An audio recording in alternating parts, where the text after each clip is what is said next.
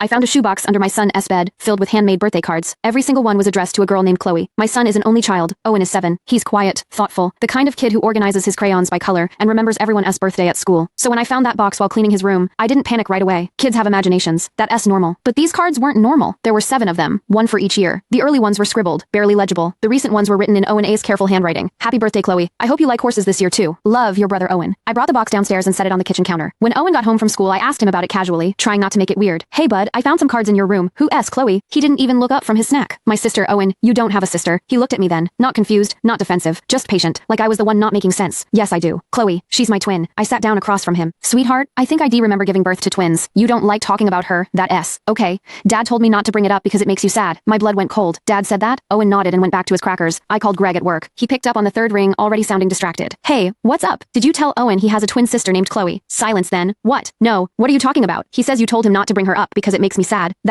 No. I've never said anything like that. Is he okay? I don't know. That night after Owen went to bed, Greg and I sat at the kitchen table with the box of cards between us. He picked through them one by one, his face getting more unsettled with each one. These go back years, he said. This one's from when he was barely 3. He could barely hold a crayon. I know. So either he's been keeping this up his entire life, or he didn't finish the sentence. The next morning I called Owen's school and asked to speak with his teacher. Mrs. Whitfield. I asked if Owen had ever mentioned a sister. She went quiet for a moment. Actually, yes. During our family unit last month, he drew his family portrait with 4 people. When I asked about the 4th, he said it was his twin sister Chloe who lives with his grandmother. His grandmother? That's sex what he said. I assumed it was a custody situation. I didn't want